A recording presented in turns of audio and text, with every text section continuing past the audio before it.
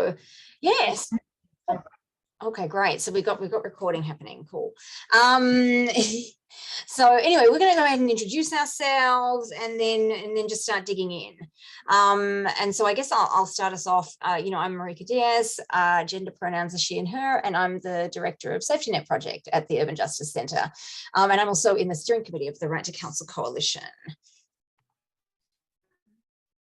Hi, I'm Kathy Brett. I'm the director of the Tenant Rights Coalition at Brooklyn Legal Services. I use she, her pronouns, and I'm also in the steering committee for the Right to Counsel Coalition. And so, if you want to introduce yourself, feel free, drop it in the chat, and definitely as we go through, we're going to be asking you all to use the chat in different ways. And so basically have it ready and be ready to use it, because it's going to be a piece of how we're kind of giving this training. Cool. So I think, I don't know if there's any housing court answer announcements or anything, or can we just dive in? I just wanted to say, this is Sarah from Housing Court Answers. I just wanted to say thank you so much, Nycha and Kathy, for doing this amazing presentation. I know you guys are really busy, especially around now. So we really appreciate you doing this wonderful presentation for us. Of course, we're happy to be here. And yes, I think as you're alluding to, it's kind of more important than ever, right? Understanding what's going on with eviction cases and how eviction cases work of all varieties. So we're happy to pitch in and do this training with everyone, because tenants really need us to understand all of this. Cool. So Kathy, I think I'm going to hand it over to you to get us started, right? Sure, yes. So the first thing is just a quick recap on sort of what a holdover case is. And so a holdover is different than a non-payment case, which is the second type of proceeding that a landlord can bring against a tenant in housing court seeking an eviction. So in a non-payment case, the landlord is asking for the money, and if a tenant pays the money, then the case ends. But for a holdover case, the landlord is trying to remove someone from their home. So most of the time you fight it, and if you're successful, you're able to stay in the home, and if not, folks are forced to leave. There are many types of holdovers, so I think you're going to go into the first one, yeah? Yes, I am. Okay, so you can see here we've got these sort of sticky notes that kind of show a range of different kinds of holdovers. Sometimes there's different kinds that we've combined into one note, and you'll see that as we go through, right? So you may not see, if you're looking at the screen, you may not see everything that exists in the realm of holdovers, right? And I will say, because I see a question in the chat coming up about roommates. And so, I think we're going to go through and look at these different kinds of holdovers and the defenses available to tenants in them. If you have questions about particular kinds, maybe wait till we get to that kind. See if your questions are answered. And if they're still not answered, we have left some time at the end for Q&A. Right, so there will be a little time at the end for digging into questions that we don't get to in giving the training, right? Okay, so let's begin. So the first kind of holdover we're going to look at is called what we call no cause holdovers, right? And so this, this is really the universe of tenants oftentimes living in either private homes, or very small buildings, 3 units, 4 units. There we go. And then, or it might be tenants who are living in a unit where the landlord has either actually or allegedly deregulated the unit in some way, right? And it's a market rate unit, even if it is maybe in a rent stabilized building, or, maybe it's in a newer construction, but, it could be a big building.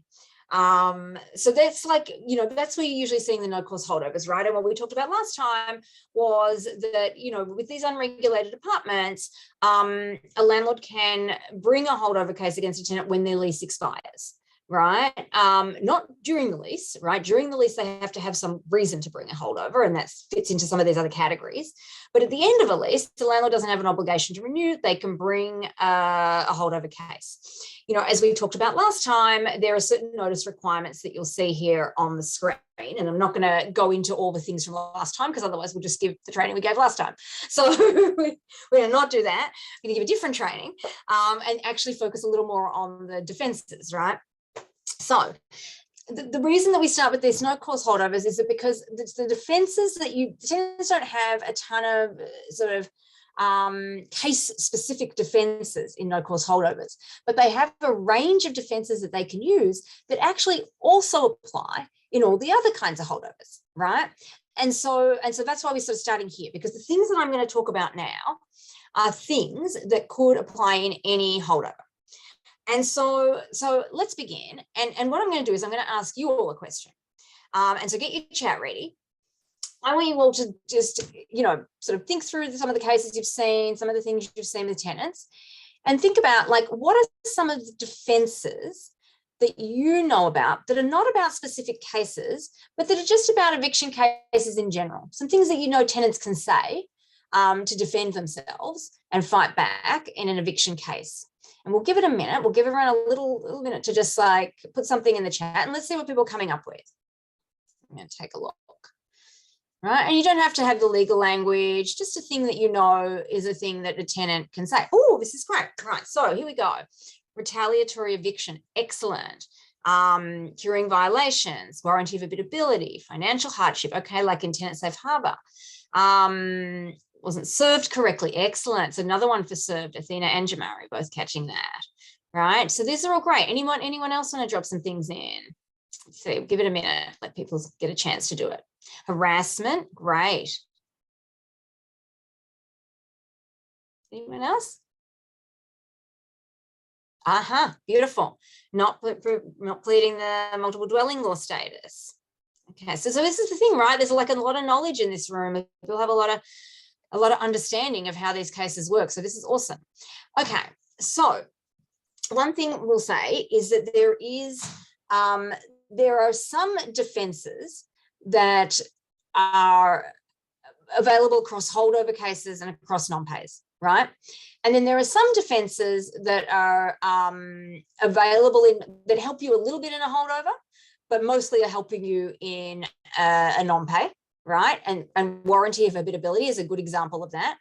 And then there are some things that are really about a non-pay, and the financial hardship and tenant safe harbor is really in that realm of like non-payment, right? If your landlord sues you because it's the end of your lease, you can't really use tenant safe harbor to prevent your eviction, right? And so it won't help you in a no-cause holdover, right? But a lot of these other things like retaliatory eviction, right, where a landlord is retaliating against a tenant with an eviction proceeding because the tenant tried to assert their rights to, say, repairs or to live harassment free or to anything, is a great example. Not being served properly is another very good example. Service is a requirement in all the cases. And so, if service was not effectuated properly, if it wasn't done right, then a tenant can always be raising that and asking for a hearing for the court to look at whether service happened properly or whether there's a defect in the case and it needs to be dismissed, right? I see someone putting in more recently, William put in acceptance of rent as a waiver of a holdover. And that's another really good example, right? Like and this applies to, all the holdover cases, right? When a landlord terminates somebody's lease, and the landlord is basically saying, here's the date at which the lease was done. It was over. I terminated it, whether it was for cause or it terminated itself for no cause. If the landlord accepts rent, it reinstates things, right? Because it sets the clock going again, because you can't you can't say both things at once, right? You can't say there was no tenancy, but I'm going to take your money, right? I'm going to take your money and take rent from you, right? It's not consistent, right? And so acceptance of rent can have the effect of being a waiver of the termination, right? And I will say it functions differently in no-cause holdovers to in other cases, right? In other cases where a tenant is rent regulated, is entitled to renewal, it has a much bigger impact. In a no-cause holdover, you know, you're going month to month when you're out of your lease, right? And so you're resetting, but you're resetting by a month. Doesn't really help you that much, right? You know, but it does mean the landlord might have to bring their case again and stuff. So, you know, so it's not terrible, right? It's pretty good. Oh, here's a good one. Andrew has put in something around who is the real owner, right? Now that's something that's always a defense, right? Any tenant who's getting sued by a landlord, if the person who's suing you or the company who's suing you doesn't own the building, then that's a defense, right? And it's a defense what we call standing, right? We call it standing. The party that sued you didn't have standing to bring the case because they didn't own it, the building, right? They didn't own your home. And so that's like it's a really common one. And sometimes there is these little confusions that arise when buildings are being foreclosed on, and there's like these periods of time where it's like a little bit, you know, it's like murky, right? Because there's like the bank is foreclosing and who's the owner in which moment, and sometimes it gets transferred to the bank and the bank owns it. Sometimes there's family disputes. We all know about deed theft as well. And, you know, as we've seen in Crown Heights with the amazing victory, where tenants, you know, through tenant organizing were able to continue staying in their home, having been the victims of deed theft a long time ago. Right. And so anyway, one thing I want to say to you all is these are all excellent examples. And I see not pleading, multiple dwelling law status, like a lot of different things. Harassment's another good one. We're going to go through and talk about a bunch of defenses in terms of all these different holdover cases. You're not going to see the defenses on the screen, right? We're going to talk about them. But after the training, Housing Court Answers is going to send you guys some materials that you can rely on moving forward, right? So we don't expect you to memorize it all. You don't have to write it all down. You know, you'll get some materials after the training that will be the thing you can refer to later on. Right. So right now you can just like sit around, take it all in, do whatever you do to, you know, absorb information. Right. And then some actual materials will come your way later.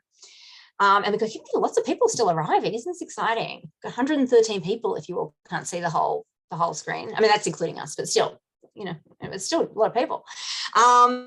Okay. So let's keep going. So there are all of these defenses, right? The tenants, even if you're in a no cause holdover, the tenants can be asserting.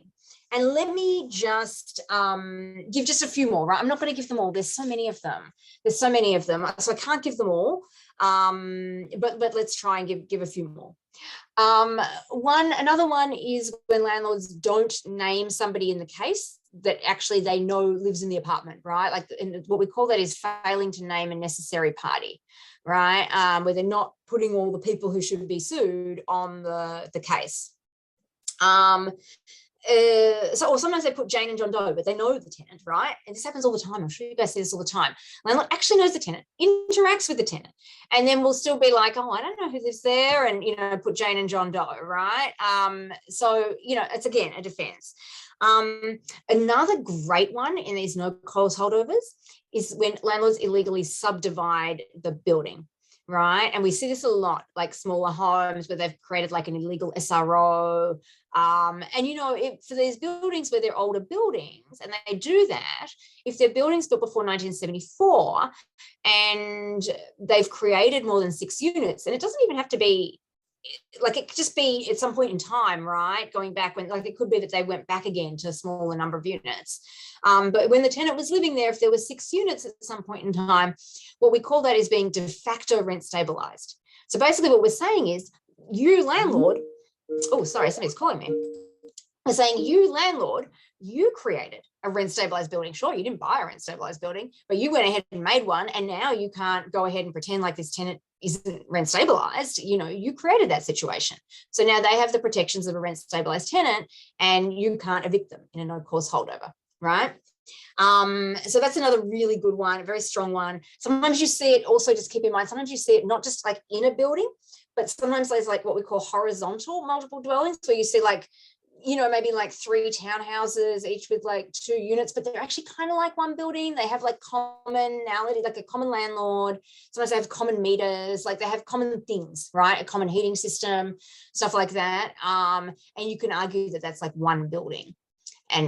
you know, and try to get the tenant's rent stabilized rights by making that argument. What else? You know, another really obviously key one is that, you know, sometimes landlords bring no cause holdovers, but actually you want to argue that the tenant was rent stabilized, right? So the landlord might be thinking that it's not a rent stabilized unit, but, you know, we as advocates might know better, right? Or maybe they brought a no cause because they're relying on the tenant not to know their rights. And actually the tenant has a rent stabilized lease, right? Or maybe they illegally deregulated the unit, right? And we want to argue that it's actually, you know, a rent regulated unit and the tenant should be entitled to a rent regulated lease, and, you know, they've been overcharged and, you know, the no cause holdover should be next, right? So these are all kind of good examples. What else? Oh, look, certificates of occupancy, the multiple dwelling, you know, registration was mentioned. There are sort of certain things that, you know, landlords need to have maintained to maintain eviction proceedings, right? So you could sort of bring these things up if they haven't, right? And so these are all good things to know about. And always remember the service one, right? You know, and then, oh, look, I mean, I guess another really obvious one, sometimes landlords get the apartment wrong. It doesn't identify what we call the subject premises, the apartment that's actually being sued over, doesn't correctly identify it, right? So look out for that. You know, that's a defense, right? They have to identify the actual kind of physical kind of space that they're trying to evict the tenant from, and they have to do it accurately. And keep in mind these notice requirements, right, which are a big win from the HSTPA. If the landlord didn't comport with these, then that's also a problem, right? And check the notice periods, right? Sometimes the landlord will say 60 days, but actually be giving 50 days. Miscalculations, right? So keep that in mind too, right? So a lot of what I'm saying here, it may sound like it, and I think it is true that these are a lot of what I think are almost like technicalities, right? It's like the underlying basis for the eviction is maybe there, maybe, you know, but there's all these technical defenses that tenants can raise, and there's a lot of rules around how landlords need to bring cases, what procedures they need to follow, how their documents need to be, and they're all precise rules, they're requirements, right? And so even though they're technical defenses, they're not lesser. There is still a way for a tenant to defend against eviction and get a case kicked, and they give tenants power, right? Even if the landlord goes, okay, well, you know, I can bring that case again. I don't care. You know, I'm going to sue you again. Well, but still, having got that case kicked gets the tenant a bit of power, maybe to get time to move, or maybe to persuade the landlord that it's not worth their while to evict the tenant, or, you know, it gets you something, right? So these technical defenses, even though sometimes they don't completely resolve the situation, you know, far into the future, they're a really good thing to understand, and tenants can definitely use them, and we use them all the time. You know, when we do an answer in a case, we throw in everything and the kitchen sink, right? It's all going in there. Even if we think like, I think it's there, I'm not 100% sure, but it looks like that's what it is, throw it in. Like, you know, so, you know, that's how we really litigate these cases in an aggressive and strong way, right? And we're not throwing in frivolous things, but we're certainly, you know, looking at every possible avenue to defend, right? When tenants are facing a holdover case, because, you know, one of the things we talked about last time was that these holdover cases are really the cases where the landlord wants the tenant out, almost always. Not 100%, but almost always they want the tenant out. Whereas the non-pay cases, usually the landlord wants the money and is maybe less fixated on getting the tenant out. And so these are the ones where we have to defend really aggressively, because landlords are being really aggressive, right, when they bring these cases. It's definitely an act of aggression by a landlord to do that.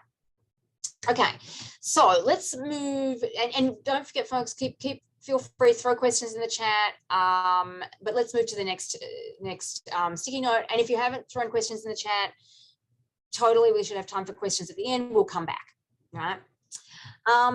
Okay, so the next kind we're going to talk about is what's called a licensee holdover. And there are a few different categories of things we're talking about here, not all exactly licensees. So we're talking about squatter holdovers as well, right? Holdovers where the landlord's saying you never had permission to be here, and now get out. The licensee holdovers, where they're basically saying, okay, you maybe had permission to be here from somebody who, you know, was able to give you that permission, say a tenant on a lease, but they're not here anymore, or they've revoked that permission, so now you need to get out, right? So you had permission, but it's gone now. And then the final one, you know, that's mentioned there is the super holdovers, right? Which is, you know, similar, but in the permission to be in the apartment is based on the person being an employee of the landlord, right? And with all of these, you know, and all of the holdovers, there are notice requirements, right? And the notices are always a defense, right? Every single holdover, if the notice is deficient, inadequate, mistaken, has some problem with it where the days don't add up, the timing's off, you know, if the notice has a problem, the case is done, right? Like it is a defense, because basically there's good cases that have found that if the notice is defective, it can't be fixed, right? If something in the court filing is defective, oftentimes the landlord can fix it, right? A pleading, something that's in the petition, they can fix it. And you're allowed to fix it, right? Just as a tenant is allowed to do an answer and then amend the answer, fix it. And so, you know, and so that, you know, that applies to the court papers, but it doesn't apply to the notices, right? It doesn't apply to the notices that get issued before, in advance of the cases. And this is the same with non-pays and holdovers, right? Those notices need to be 100% correct. If there is a fault with the notice, then the only thing the court can do is dismiss the case. They don't have a choice, right? So it's a very good defense for tenants to be raising a fault with the notice, right? And we're going to talk about some specific kinds of flaws in the notices that you can find. But, you know, one here might be that they bring a licensee holdover, but actually the person was a squatter. They brought the wrong, like they issued the wrong kind of notice. The notice said the wrong things, it didn't give the right facts, right? That could be one. So in these, and vice versa, right? They tell the person they're a squatter, but actually they were a licensee, right? And that could be a defective notice. So here, there's a bunch of things that you might see in these that could be defenses. One that's really obvious is that they say defective notices always without prejudice, right? So the sad thing about it is they can go ahead and bring the case again. But for some of these, you will see, you know, we're going to get to the non-primes and the ones where the notice that's required is such a far in advance notice that if the notice is defective, getting the case dismissed based on the ineffective notice opens a wide window for the tenant to stay in the apartment for, you know, longer. Whereas for other kinds of cases like this one, where it's a 10-day notice, it's like a much shorter, okay, the landlord could just bring it again right away. Right. So there's different kinds of impact depending on the notice and the type of case it is. But in general, yes, without prejudice. Okay, cool. So great. Okay, so then let's look at some of the defenses. So one just obvious one, right? I'm not a licensee. I have a lease, right? Pretty obvious, yeah. The super one is interesting because the supers, a core defense that supers often have, and the core question that we always ask a super is, were you living in the apartment before you became the super, right? Did you have a lease to the apartment, or were you living in the apartment before you became a super, right? Like, did you have some sort of tenancy rights that weren't just about your employment, but existed before your employment? And it happens to a lot of people, right? Like a lot of people live in a building. Sometimes they're not even in the same apartment. They might be in the building somewhere. They're in a rent stabilized unit. Landlord says, hey, would you like to be the super? And then the tenant goes, actually, yes, I would like to be the super. And he goes, great, you can live in this unit down in the basement or on the first floor. You get that free, and here's the money you get for being the super and whatever, right? And then later, when the landlord goes, well, I don't want you to be the super anymore, and they go, well, and I want you out. I want to evict you, right? And they don't always get to do that, right? Sometimes the tenants have tenancy rights. The supers, the former supers, have tenancy rights that preceded the employer-employee relationship, right? And so look out for that. And then the other one that another one that I would say is really key to understand is succession, right? And succession comes up not just in this category of holdover, but in others. And who understands what it takes to qualify for succession? You can throw it in the chat. What do you need to show to qualify for succession? Give it a minute. Oh, yeah, family relationship, beautiful. 2 years, beautiful, beautiful. Yeah, exactly, right? That's your basics, right? Like there's more situations in this, and we're not going to get into all the details. There's, you know, depending on the ages of people, there can be a lesser than 2 year requirement, and it's not always about like actual immediate family members. You can have family-like relationships, you know, an amazing win by, you know, the AIDS movement, the anti-AIDS movement and activism in that era around recognizing that all relationships are not about, you know, formal, you know, heteronormative nuclear families, and creating space for people to get succession when they have different kinds of family relationships. But that's the basics, right? And so really look out for succession, right? So that's like really the most common one we see, I think, for licensee holdovers. You know, I have a tenant, I'm a tenant, I'm on the lease, I have somebody, I don't know, my son come and live in the apartment with me, and then I decide to move out. My son's an adult, they've lived with me for the last 5 years. Landlord sues the son in a licensee holdover. My son can say, well, A, I defend against your holdover with my succession claim, and B, I'm going to counterclaim against you with my succession claim. Right? And you actually owe me succession, right? So there's like two things going on. It's a defense and it's a counterclaim, right? I'm like both saying I'm going to ward off your eviction with my succession claim, and I'm going to demand that you give me something that is my right, succession, right? Okay, so there's different questions going up in the chat. I know Kathy's keeping an eye on that. I'm going to keep us moving along because I know I'm a little worried I'm a little bit behind on time for my portion. So, okay, so we're going to move to the next slide, and Kathy's doing the slide, so she's going to get to those questions in a bit, I'm sure, and we'll just get us to the slide for breach of lease. And again, please, you know, we're whizzing through pretty fast. We'll send materials at the end, so you don't have to memorize everything. And also, this is an overview. This is a complex area of law. Like, you know, for those who are attorneys who are practicing in this area, this is not the extent of what you need to know, right? This is like the kind of like the surface level, you know, summary of what you need to know. And, you know, and same for advocates, right? If you really want to understand this more in depth, there's a lot more to understand, a lot more nitty gritty. But, you know, we're doing like a kind of introduction, right? Okay, so that was licensing and squatters, and now we're going to move to breach of lease holdovers. Okay, so, you know, we talked about this last time. There's lots of different kinds of breach of lease holdovers, right? You know, it can be for illegally subletting. It could be failing to provide the landlord with access. It can be because you have a washing machine and the lease says no washing machines. It can be because you have a dog and the lease says no pets. You know, it can be that you made alterations to the apartment, the lease says no alterations. You know, there can just be all kinds of things, right, that landlords can say are a breach of lease. It could be noise, you know, as being a breach of lease, bothering, you know, other neighbours with a lot of noise regularly or whatever, right? Okay. And what the landlord needs to do is A, let you know there's a problem and give you a chance to fix it, what we call a notice to cure, right? And B, if you don't fix it, then give you a notice to terminate saying, okay, you didn't fix it. So now we're going to end your tenancy in 30 days, right? And then they can start the case, right? That's how that works. So let me ask the question.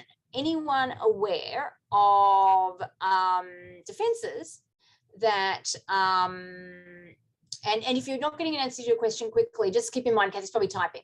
So it takes a minute to type out the answers. So we'll try to get to all of them. And if there's any we don't get to, let's, you know, hold on to it. We'll bring it up at the end. Okay.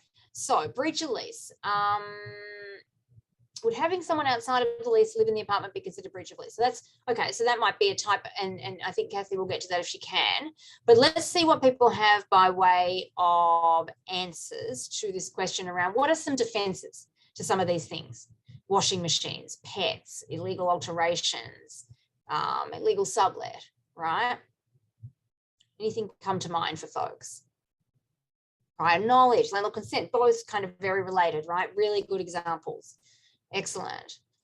Allowed, so something's actually allowed, right? Like the landlord saying it was a breach of the lease. Waiver, okay, that's another one. So that, like, and so what Nora's raising is related to what Wendy's raising, is a little bit related to what Alex is raising, right, as well. Another tenant, right, so that it's permissible by the land of the building, and maybe you're saying you're just retaliating against me.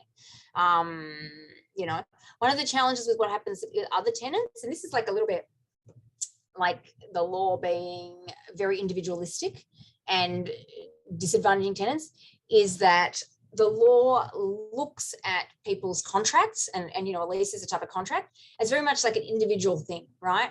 I can have a contract with Kathy, and it can be a contract that says Kathy needs to do A, B, and C. And I can have the same contract with 10 other people, and I cannot make them do A, B, and C. And if I want to say to Kathy, you know, in court, well, you didn't do A, B, and C, I'm going to sue you, the court will entertain it, even if I didn't worry about the 10 other people that didn't do A, B, and C, right? So this is one of the problems with our legal system. It's like very individual focused, right? It really looks at individuals. It doesn't look at consistency. If I want to target one person. Now, if Kathy wants to come back and say, well, you know, I'm the only tenant who complained about bad conditions in my apartment, and there are 10 other tenants in this building with dogs, and you're only suing me, I think that shows that's retaliatory on your part, right? That's not a legit case. You're bringing a retaliatory eviction case.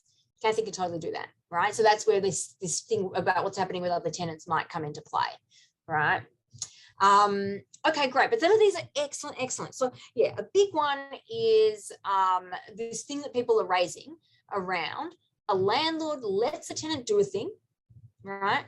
And knows the tenant is doing a thing and allows it, like is fine with it, and then suddenly they're not, right? And then suddenly they're like, oh, no, actually now your apartment's worth a lot of money.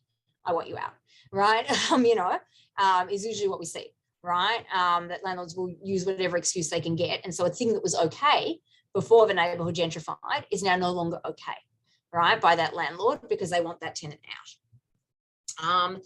But before we get to that, one thing that people haven't mentioned that is critical is understanding these notices, right, and how they impact in breach of lease holdovers. And so one of the things that you have to keep in mind is that, A, the landlord has to give the tenant a chance to cure, and it has to be like a real chance, right? Like if the tenant really cures, then the landlord has to be willing not to serve the notice to terminate. Now, we know that that's not so much what landlords do, right? Oftentimes for them, this is like a hoops that they're jumping through, right? It's like hoops. They're just going to go, I'm going to jump through the notice to cure hoop, and then I'm going to jump through the notice to terminate hoop after 10 days, and boom, boom, boom, and then I'm going to bring the case, right? They don't care. But it is actually a real thing, right? And so if a tenant gets a notice to cure, and then after the 10 days, the landlord just brings the notice to terminate. And so the notice to cure says, you have a washing machine, our super saw it when he came to fix things in the apartment, and you know, you need to get rid of it, cure it. And then after 10 days, the landlord just issues the notice to terminate, right? And they say exactly the same thing. They say, you have a washing machine, our super saw it back, whatever, 30 days ago when they came to make repairs in the apartment, you know, you didn't cure it, you're out, you're done. Right. Problem is they didn't really give the tenant a chance to cure, and they didn't check if the tenant had cured, right? They have no idea if the tenant cured. They didn't come back. They didn't, you know, they didn't allege anything different. There's nothing in that notice to terminate that actually comports with giving, you know, checking to see if the tenant cured. And so that means that you could argue that that notice to terminate is defective, and that the case should be dismissed, right? Tenant rights, no, yeah. And I have to not get distracted by the chat. Let me close the chat because I feel like I'm getting distracted by the chat. Okay, so anyway, so that's like a really key defense that people should keep in mind, right? That oftentimes landlords are jumping through hoops, and in doing that, they're issuing defective notices, and that's a good way to get a case kicked. The other one is this key one about waiver and kind of having the landlord's actual permission or the landlord sort of permitting the conduct. And another one is kind of, sometimes this comes into play like a sort of grandfathering in of, say, washing machines, pets, things like that, right? Where rules change, right? The rules of the building changed, and a thing that was okay is now no longer okay, say washing machine or a pet or whatever. And for rent stabilized tenants, they get grandfathered in even if the landlord changes their policies or rules, right? So that's the term that's used. So anyway, so something to keep in mind there, that's like another possibility, right? Even if the rules of the building have changed, and maybe it's like a new landlord or something, right? And do keep in mind with all of these that the super is the landlord, right? For the purposes of these cases, the super is what we call an agent of the landlord.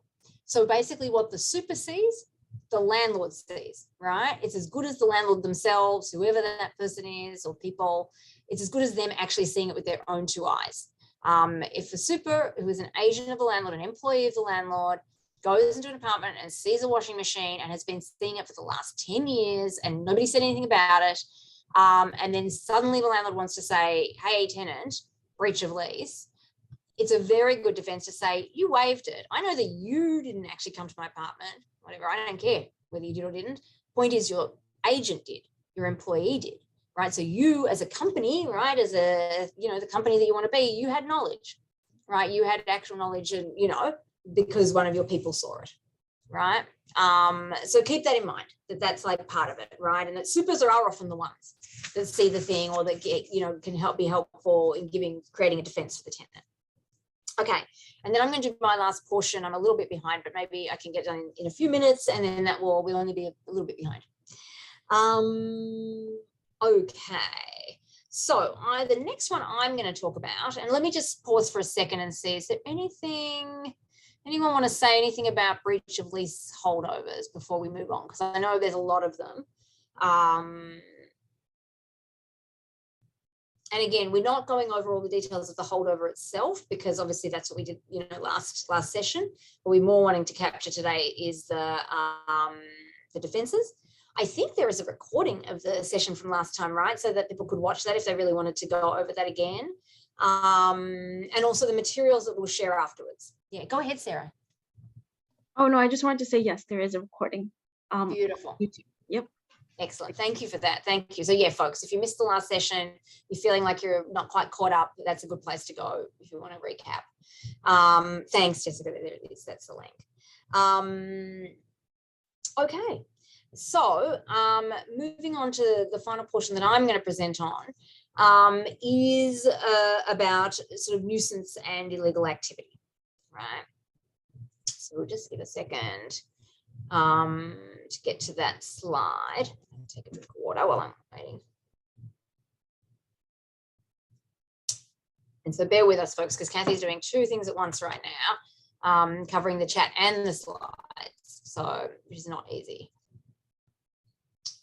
Okay, great. I'm on that green sticky. Beautiful. Okay, so, just one thing, keep in mind, nuisance, sometimes you see it as a breach of lease, sometimes you see it as a more general type of case, right? What we call a common law nuisance, right? And the sort of the gist of the thing that might be happening is usually the same. But in this context, there's not a cure, right? The tenant doesn't get a chance to cure. So more frequently, landlords will bring nuisances in this way than they would bring it as a breach of lease. It's a bit silly of them to bring it as a breach of lease, given their objectives, because the tenant will get a chance to cure it, right? And I should have said this for the breach of lease cases. There's also post-trial opportunity to cure. I should have said this was super important and I forgot. Take your minds back. Don't look at what you're seeing on the screen. Take your minds back to the breach of lease cases tab that we were looking at. Post-trial opportunity to cure, critical defense, right? So if everything else fails, right? If if you lose in every other way, the thing the tenant can still say is, well, it's a breach of lease, so I'm entitled to a post-judgment cure, right? Give me a chance to fix it. And if I can fix it, I shouldn't be evicted. right? And so that could mean, give me a chance to get rid of the washing machine. Or, you know, very sad, give me a chance to find another home for my dog or whatever, right? So it's the sad ones. You know, or give me a chance to clean up the clutter, or give me a chance to pull down the partition that I put up that you're saying is illegal, right? Any of the things, you know, so keep that in mind, right? Like, even if all else fails, for these breach of lease cases, the tenant does get an opportunity after the case is over, basically, to fix it before they could be liable to be evicted and actually evicted. Yeah. So sorry about that, Kathy, but thank you for taking us back there. Okay, so now we're going to nuisance properly, right? Okay, so basically, yeah, there's some key defense. So here we're talking about ongoing courses of conduct, things like noise, clutter, disturbances to neighbours, could be drug related things. Sometimes it does come up in this context of like intentionally, people are being accused of intentionally allowing sort of leaks to just keep going on and not doing anything to fix it, right? Because sometimes like what happens is it be like, you know, the leak is in one tenant's bathroom, the water is cascading into the tenant below's apartment, the tenant with the bathroom, you know, maybe isn't, you know, particularly pressed to address the issue because they're not having any impact of it, and the landlord will sue that tenant, and you know, up above, and say, you're not letting me fix the leak and it's causing a problem for other people. Property destruction with some pattern, you know, and a lot of these cases are disability related cases, right? A lot of these cases, sad to say, are landlords discriminating against folks with disabilities relating to mental health, and treating things that are manifestations of mental health issues as a nuisance, right? And using that as a basis to try and evict people with disabilities, is kind of what we see a lot in these cases, and particularly around clutter and different kind of interactions that tenants might have with other tenants, right? And then them being accused of creating a nuisance. Okay. And so in terms of, you know, the defenses that you have here, I think with the nuisance, you know, it's in general, it can't just be a one-time thing unless it's something really serious, right? So if it's like, you know, that one night your dog barked nonstop, it's not going to cut it, right? Like, you would need to sort of show something ongoing about it. That one time, you know, you had a leak from your apartment and, you know, the next day it was fixed. Excuse me. Yeah. So, you know, so something ongoing about it, right, is really critical. I think, and then the other piece is just the quality of the thing that the landlord is saying happened, right? Some things don't rise to the level of a nuisance. They're not serious enough, right? Like, there's something that the, you know, it could be that I don't know, that the landlord is saying, you know, every night at 8 p.m. you watch this TV show and the neighbors can hear the, you know, whatever, the doom from Law and Order, and they don't like it and they're sick of hearing it. And, you know, we're going to sue you in a nuisance case. Probably not going to rise to the level, right? Like, hearing the Law and Order theme song once a night, you know, a little bit through your walls, probably like, you know, this is super, super loud and just like nonstop. It's probably not enough, right? Sometimes things are small. I know this one where like the client was accused of like a dog maybe jumped on another tenant. And okay, it's not great, right? But like, you know, even if it happens twice, it's maybe not like enough to sort of say that this person is like, should be evicted, right? Like for the thing that happened, right? Even if you agree that it's not great behavior and people, you know, maybe don't want that to happen to them and so forth. Is eviction really the solution? No, probably, right? And so the nuisances do have to rise to a certain level of sort of being objectionable, right? It can't be sort of very mild levels of behavior. And we do sometimes get landlords who are alleging mild levels of behavior, right? And here, the other thing to keep in mind is, you know, to the extent that I was mentioning earlier, the pattern that we see of landlords targeting people with disabilities for these kinds of cases, reasonable accommodations could also be a thing that a tenant could raise, right? And say, you know what, like, even if everything you say is true, I have a disability, right? And that impacts, you know, the things that I do and don't do and can do. And so, you know, I need you to accommodate me. I need you to cut me some slack, right? And give me a reasonable accommodation. And that's the thing that I'm entitled to, right, under the ADA. And so that's a way a tenant could try to defend against something like that as well, right? By basically, you know, asking for a reasonable accommodation. And to be clear, not all accommodations are reasonable, right? So you can't ask for everything, right? Like there's sometimes like where, let's say somebody is being physically, you know, threatening towards other tenants, right?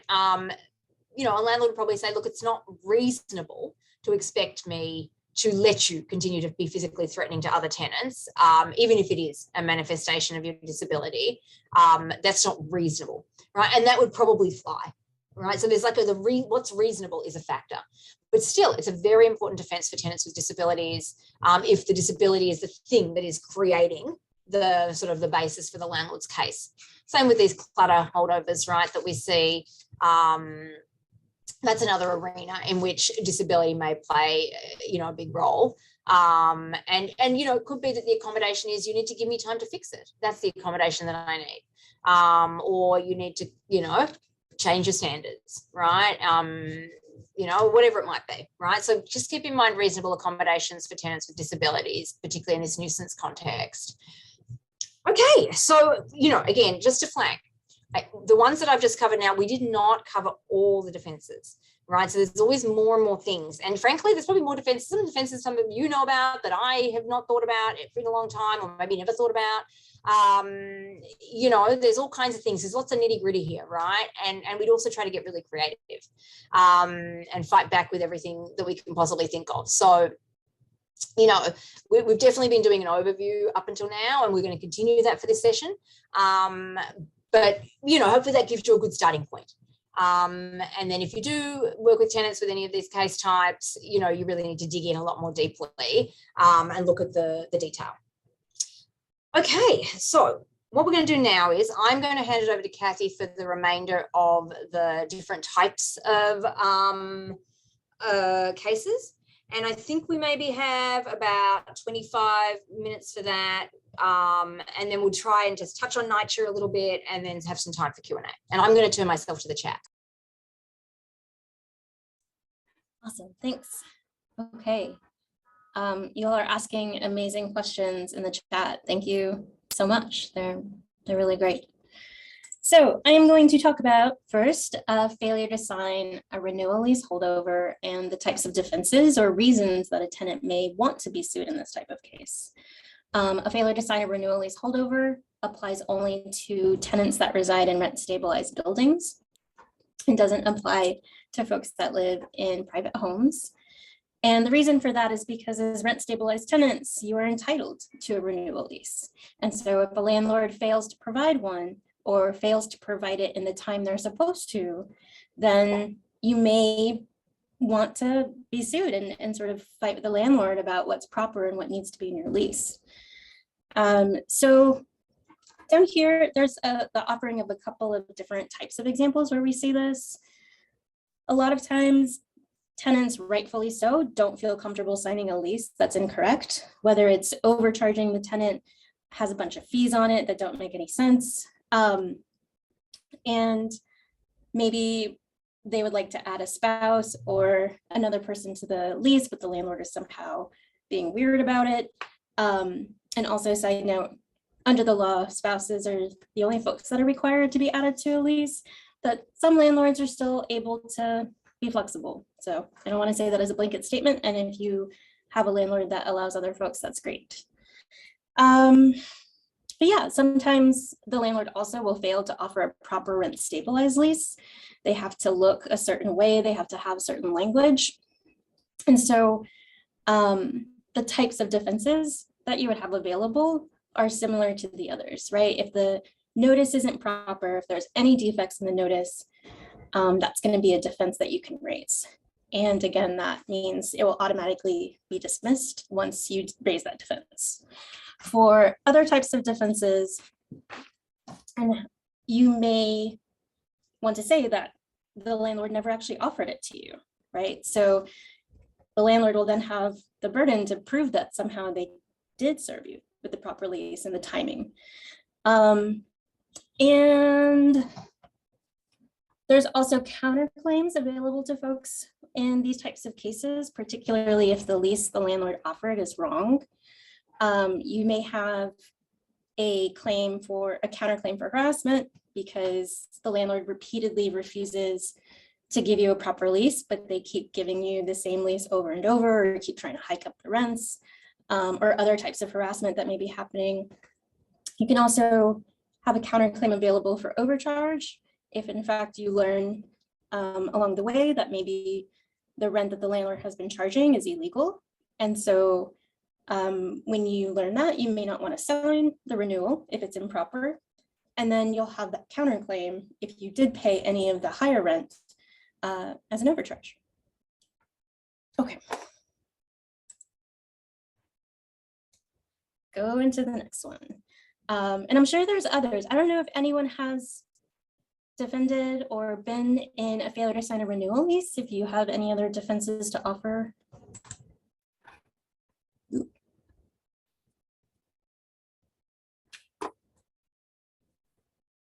Cool.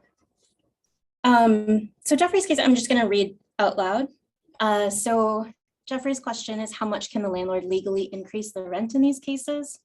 So because a failure to sign a renewal lease holdover applies only to rent stabilized tenants, then the landlord can only raise the rent by the allowed amount from the Rent Guidelines Board. So every year the Rent Guidelines Board meets. It's a group of people from both sides. So folks that represent landlords' interests and folks that represent tenant interests. And then they host different hearings to get more people to weigh in. And it's all about how much increases should apply to rent stabilized leases. And then there's timing around it. So if you live in a rent stabilized building, checking out if you have access to internet, the DHCR website can be super helpful. Okay. Going into the next kind of holdover. So it's for illegal occupancy or profiteering. I'm not sure if other folks have, oh, DHCR. Sorry. I'm also getting distracted by the chat. I should maybe close it. Sorry about that. Okay, so talking about illegal occupancy and profiteering. I've personally mostly seen these types of cases when landlords are harassing groups of folks that have larger families or have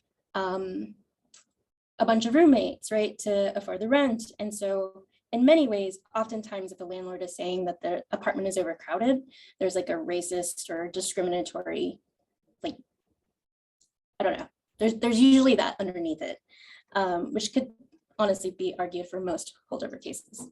And so a lot of times that's when we'll see overcrowding, but in order for a landlord to maintain a holdover based on illegal occupancy and overcrowding, there has to be an actual violation issued.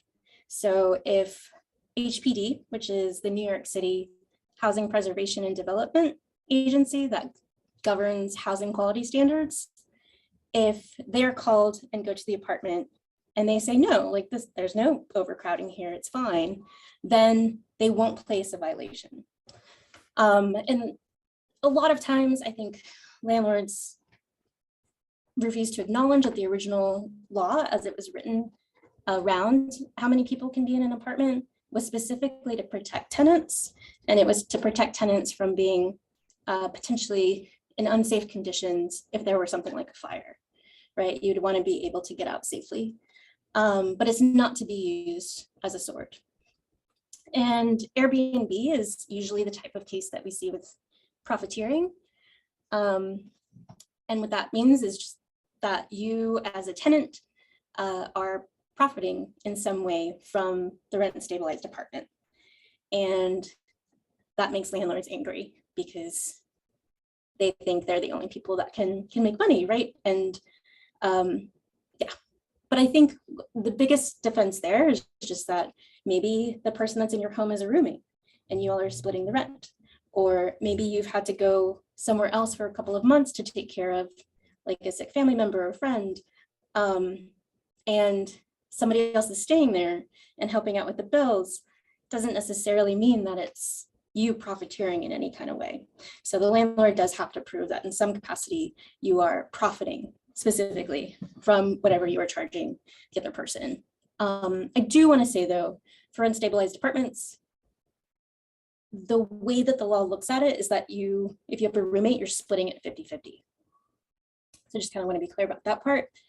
And yes, how are we doing on time? Boop, boop, boop. Okay. Also, something to highlight is that a lease cannot restrict occupancy in the apartment. They can't say who can and can't live there, not in a rent stabilized lease. So if in any way a landlord is trying to get you to sign something that says that and you live in a rent stabilized apartment, definitely recommend checking it out with some, like an advocate. Yeah. Okay.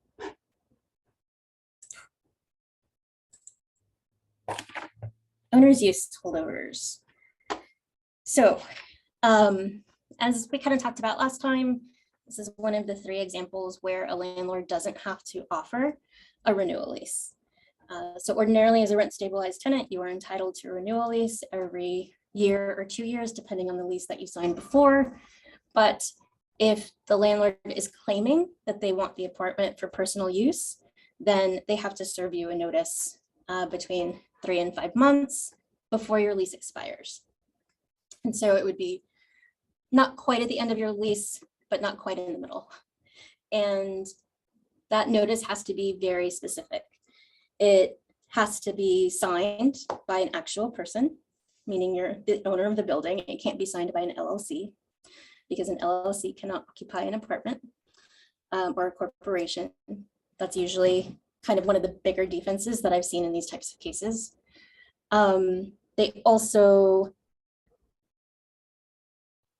because of the win in the HSTPA in 2019, owners are only permitted to use 1 unit in a rent stabilized building now.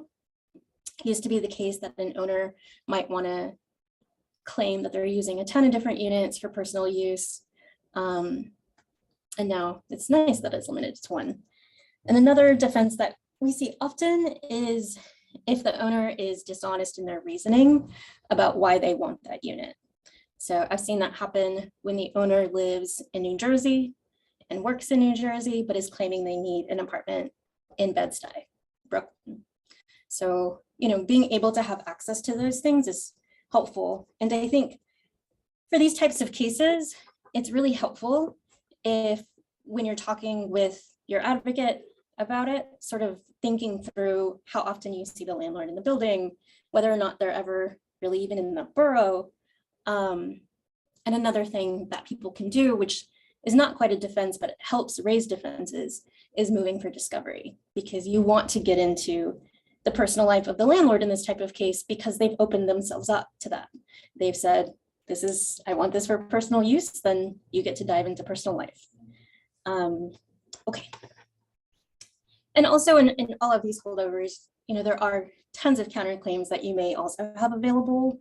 So again, like harassment tends to come up quite a bit in most eviction cases, because oftentimes a landlord is just searching for a reason to bring this type of case, any type of holdover, which may be why there are so many. Okay. So non-primary residence holdover. So this is the second type of case where a landlord doesn't have to renew your rent stabilized lease. And oftentimes, again, I've seen these more often than not in a discriminatory way, particularly against Latinx folks. I've heard some really horrible things, of course, from landlords, and claiming that somebody, in California may have a similar name, to mine. And somehow that means I must be that same person, which is hugely problematic. And I think one thing about these cases is it often means that the landlord is going to intrude in your personal life in a way that feels horrible. And I think one thing to just remember, and that you can tell your lawyer, is just because a landlord is asking for certain information in this type of case, doesn't mean you have to give it. So I just kind of wanted to highlight that. And then I think when it comes to different types of defenses, if you have proof that you've spent a significant amount of time in the apartment, so I believe it's 50% plus 1 day of the year in the apartment, then that means you've used it as a primary residence. I think that particularly during COVID, or if you have a sick family member elsewhere, and that was the reason that maybe you were gone, it's something that's really important to share. You don't have to share medical details, but I think it's helpful to talk about that as a potential defense. If you or anyone in your home has unfortunately had to be hospitalized or been sent to a nursing home for a period of time, and that was the reason why they were not living in the rent stabilized apartment, those are also really helpful defenses in these types of cases. The other thing, so oftentimes landlords will bring these cases too if you happen to own a home in a different state or a different city, or you have a license in a different state. And again, I think if you've got other things tying you to the apartment or to the borough or to the city, those things are helpful. So just kind of keeping those connections to the home is super, super helpful for any time that this type of case may come up.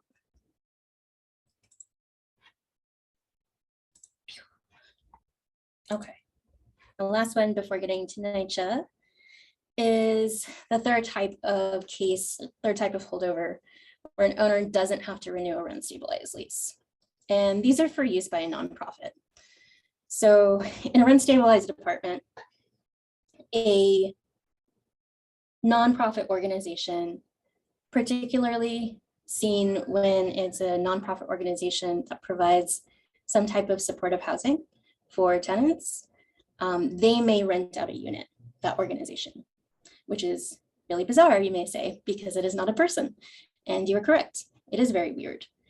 So that lease agreement with the owner is then between the nonprofit and the owner. A lot of times owners want this to happen because it means that they can make the apartment have a higher rent because it'll be temporarily exempt from rent stabilization. So with the wins from the HSTPA, where a landlord could no longer continue to evict people to get increases every time the apartment was empty, they seem to be finding a ton of different ways, right, to either push people out of affordable homes and try raising the rent.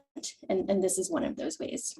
So again, this may be a time where your defenses, you may want to look at how many other units this particular provider has. You may want to definitely triple check that the nonprofit exists.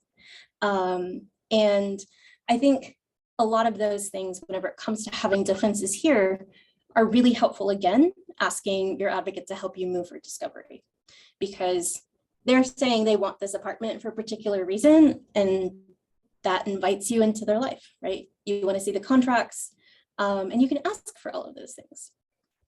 And I guess also highlighting, and I know we said this before, I don't think I've stated all of the defenses or counterclaims by any stretch.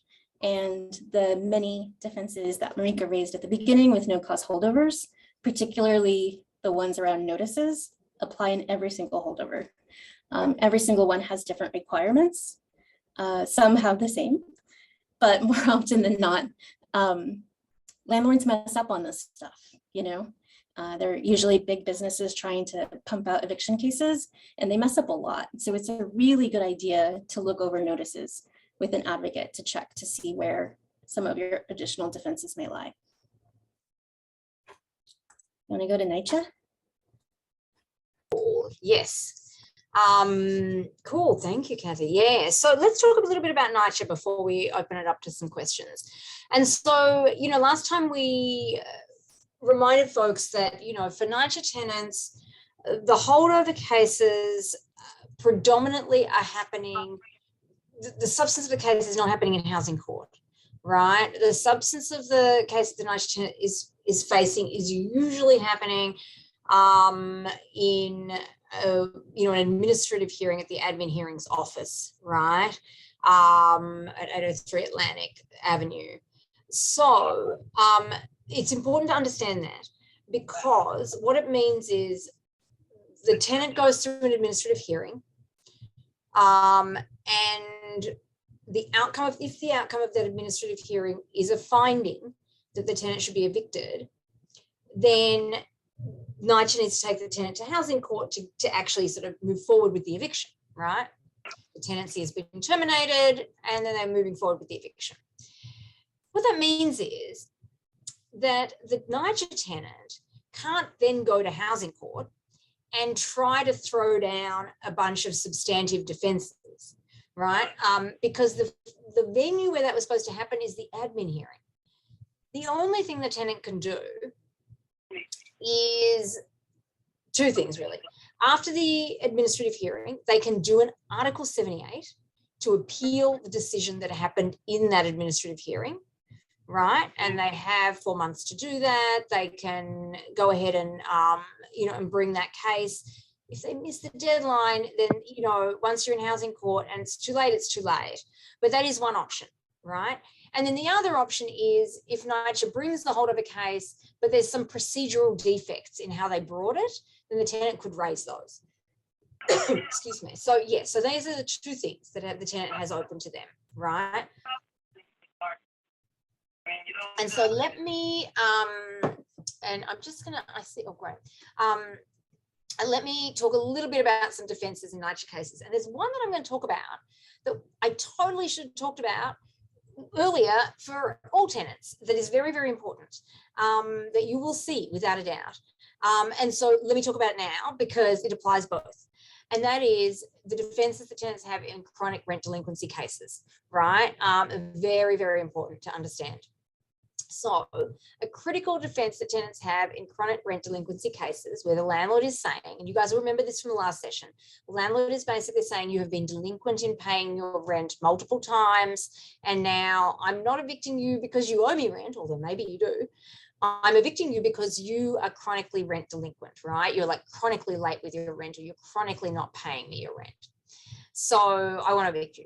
And so something that is a critical defense in these cases is if there were bad conditions and repair issues that the tenant asserted as a defense in these non-payment cases that are sort of underlying the chronic rent delinquency, right? And so this is very important to remember that. So if you're seeing tenants with chronic rent delinquency cases, and again, we're not going to get into the nitty-gritty, we've got very little time left and we do want to leave some time for questions, but just keep in mind that these different kind of repairs issues that tenants had over the years when they owed them non-pay, when they had the non-pay cases, can actually function as a defense, right? And same in the Nycha context. Other ones in the Nycha context, succession is a similar thing, right? Sometimes Nycha will bring a case around who's living in the apartment and accuse the tenant of having illegally assigned the apartment to somebody else, when really what it turns out is that the tenant, the tenant, sure, maybe left the apartment, but who's left in the apartment is one of their immediate family members who's living with them for years, right? So they didn't illegally assign the apartment. It's more like a succession type situation, right? And in the Nycha context, we talk about that as remaining family members, right? They don't use the term succession, it's remaining family members. And the rules are different, and the rules are so much more rigid. So it requires that the person who is left in the apartment had lived there for a year with the tenant of record, and that they were on the official household composition that was certified in the paperwork with Nycha. So where you often see this issue is where, and this happens all the time, people living in a Nycha apartment, family member comes to live with me. I go down to the office, right? I go down to the housing assistance office and I say, hey, my brother's living with me now. I want to put him on the household comp. And they say, you don't need to do that. Don't worry about it. Just do it next time you recertify. And then something happens to me, I pass away or whatever, and then, and then, the son or the brother or whoever it is trying to get their remaining family member rights, and not just like, oh, well, you weren't on the household comp, right? Happens all the time. Right, that people try to put people on their household comp, and Nycha doesn't do it, or tells them not to do it, and then later on tries to deny them remaining family member status. The time frame is very hard to people who don't know about it. So if you're encountering Nycha tenants with other family members in their apartments, please always make sure that they actually are putting people on the household comp and taking that seriously, because we see it all the time. It's really, really tragic, to be honest, people losing apartments, and Nycha is 100% rigid about this rule. Okay, so there's defenses to lots of different kinds of cases, to the other cases we talked about last time. What I would say to you is, the other thing to keep in mind is that when a Nycha tenant wants to appeal a termination of tenancy decision, right, that actually terminates their tenancy, then they bring what's called an Article 78 proceeding, right? And they bring that proceeding in Supreme Court. And there's different things that they can raise there, right? And the thing that they most commonly will be raising is something along the lines of, Nycha made a legal mistake. They made an error of law, right? They were wrong about the law when they evicted me, or they didn't follow the legal procedures, or it was an abuse of their discretion, right? Like they evicted me over a small thing. They abused their discretion not to evict me. Or it was like a decision that was arbitrary and capricious. This hearing officer had all this evidence in front of them that pointed in this direction, and they went in that direction, right, with their decision. Arbitrary and capricious. It doesn't make any sense what they decided, is basically what you're saying, right? That it's like, it doesn't make sense, this decision that they came to, if you look at all the evidence that they had before them, right? So these are things that tenants can raise when they appeal, right? And that's what you need to do if you are a tenant who loses in an administrative setting, in a holdover case, right? You can't, and just to be 100% clear, because I think this is the thing that's often confusing for people, you can't do the appeal in housing court, right? That is not the place for the appeal. So if you see a tenant who faced a case for, illegal alterations in a Nycha apartment, right, or some sort of failure to comply with the rules and the terms of their lease, and they lose in the admin hearings office, sometimes they lose because they didn't even show up, right? Like, so it could be different ways that people lose cases. They didn't win the case, and then the next thing you know, they're getting sued in housing court. Definitely, the tenant cannot appeal the outcome of that decision from the admin hearings office in housing court. The right thing for them to do, the thing that they need to do legally, is do the Article 78. And sometimes you can get the housing court thing put on pause while they do that, right? You can get what's called a stay. So that's how you deal with that situation, right? So something important to know, right? Because oftentimes people are confused. It kind of looks like you could appeal it in housing court, I think. I think that's what I thought the first time I saw it. It kind of feels that way, right? Because you go from one step to the next, but it's not what it is. So just keep that in mind, folks, if you see those. Okay, cool. So we did a lot of questions in the chat, which was great, and we really appreciate all of you all who put your questions in the chat. But let's maybe now, we've got 10 minutes left or so, and I think we can open it up and see. I mean, Kathy, unless you have any last words, I think we could open it up for just to see if anyone wants to shout out a question or put something else in a chat. Oh, already they're coming in. Okay, feel free, put them in the chat, or unmute, put your hand up if you want to. Maybe we can. We could stop sharing screen, right, Kathy? And we could see if people put their hands up, then we would see them. Cool. Oh, everyone's hidden. I can't see any of you. Come on camera if you'd like. It's nice to see people. We just did this whole thing, and okay, so how about we do, Kathy, if you want to, I don't know, maybe we can take some hands up, but also do the chat as well, see how many we can get through. Which one do you want to do? Either one. I can do the chat. Okay, great. So I will then, I don't know who was first, Brandon or Daisy, but one of you, if you know who was first, go first, if it was you. I have a question. Please. You mentioned in the defenses for New York City Housing Authority to use repairs. Isn't there, you have to like show proof that you requested repairs in writing? So you can't just, say, repairs weren't done. You have to prove that you did make an inquiry, that you have notices, paper trail of those requests for repairs. Yeah, good point, Daisy. Thank you. Yeah, we weren't going into all the details, but it's good that you raised that so people understand it.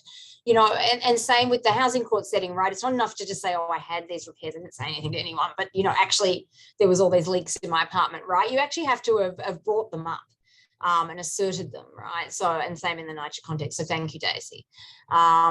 Okay, cool. Brandon, did you have something?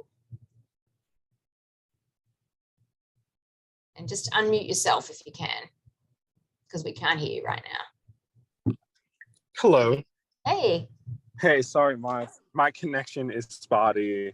Oh, no so worries. I've also been in and out of this. I think I'm spotty, so don't worry about it.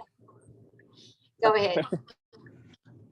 So I missed, unfortunately, Oh, I'm sorry, Brandon. missed the beginning of the session, but so hope it might be redundant, but I'll give some background on my situation. I sublease. Brandon, sorry to interrupt you, but I do think your connection is an issue. We're not really hearing you. No, I wonder if you wouldn't mind putting it in the chat. I'm sorry. It's sort of cutting in and out, and then it distorted a bit or something. Yeah, maybe just try the chat if you don't mind, and we can address it out loud. But if you could just type it into the chat. Okay. Hello. Ooh. I'm audio and not in the chat. Yeah, great. Who are you? Please feel free to share your name, and then if you've got a question, that's great. Thank you so much.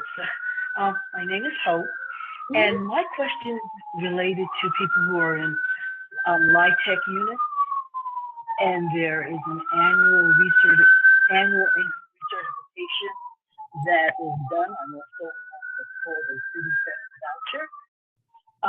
And I want to know, what are the tenants' rights in terms of the annual income recertification form?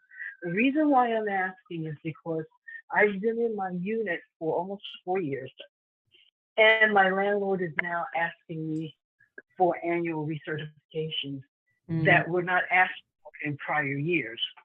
And because they did not serve me properly, I didn't know anything about that they wanted these from me. I did not receive notices in the mail because I don't have a mailbox key. They have taken me to court for a holdover. Oh. And they are asking for all of these annual recertifications. Going back? I'm sorry, going back, Hope, or just the most recent one? Going back. I actually gave them, I actually immediately gave them 2021 and 2022 because the